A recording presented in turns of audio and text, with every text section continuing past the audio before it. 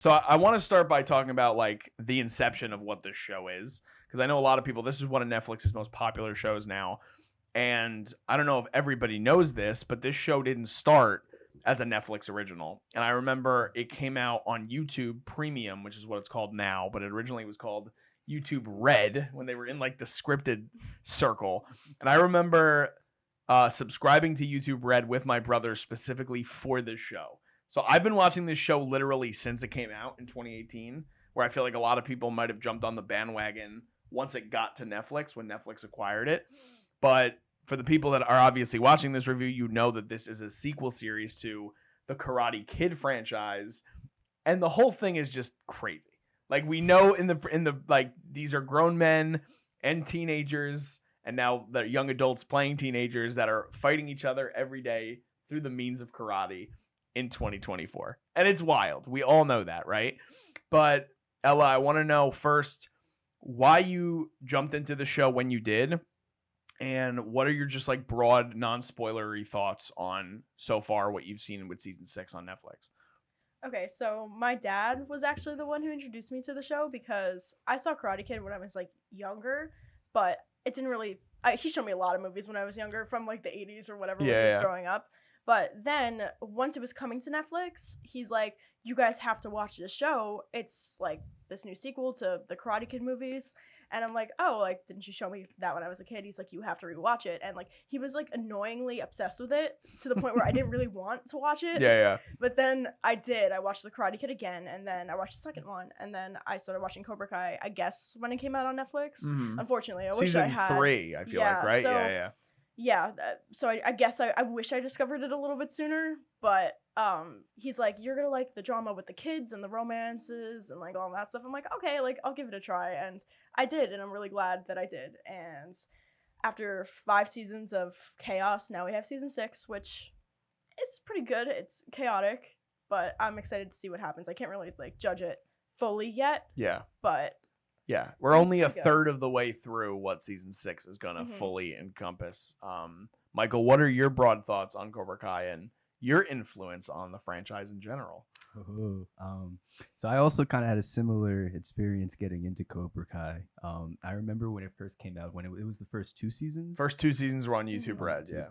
So I definitely didn't watch those when they came out, to the point where, because it was on YouTube Red, I thought it was just so corny. I don't know why. I feel like a lot of people did. Yeah, I don't know. And so it was just, I don't know why. I guess because it was a new sort of thing. I don't know. But my sister was watching it on YouTube Red at the time. And so she was the inspiration to kind of bring me into it. I started watching it when it came on Netflix. And I agree. I also wish that I wasn't as dumb. It's such a good show. And I also love the Karate Kid movies as well. Both the originals and Jaden Smith. Gotta show some love to my boy. Yeah. Oh yeah. But what's it called? Season 6. It's just like kind of like completely different states coming into this. I always felt like with Cobra Kai, there was like a level of like of drama that like you weren't getting from not even like the older films, but honestly at the time when I started, it was like just a new form of drama. I don't know if it was because it was involving the mixed martial arts and all of that. But I don't know, I always felt like this was a show that relied heavily on like the story and being able to continue, like you said, a sequel of it all. And coming into season 6, I felt like they kind of maintained that, but also dropped the ball in a few areas. I'm gonna wait, just because spoilers will come with that. But that's just kind of how I feel season 6. No, I definitely agree with what both of you guys are saying. Again, as someone who watched it, like I think I probably watched it like a month after it dropped, and I remember I had never seen any of the Karate Kid things before I watched Cobra Kai, which was an interesting experience. So I watched all of season 1, then went back and watched Karate Kid for the first time. Loved it, and like again, my dad loved it. My brother was born in 1990. So when he saw it, he was probably like, I don't even know, maybe 10 years old, and was obsessed with it. Like he loved Karate Kid. And my brother and myself and my dad all did karate as young people. Like my brother did it until he was 16.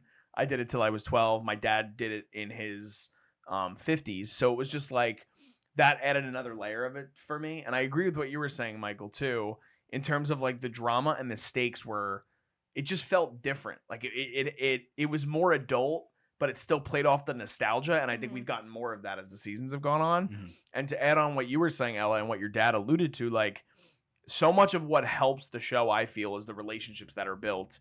And in the beginning, I remember so much of the story, again, was so reliant on the flip side of what Karate Kid was, right? It's Johnny Lawrence as an adult. And then you start to see the dynamic of his child and Daniel LaRusso's family and this outcast Miguel that he kind of takes under his wing.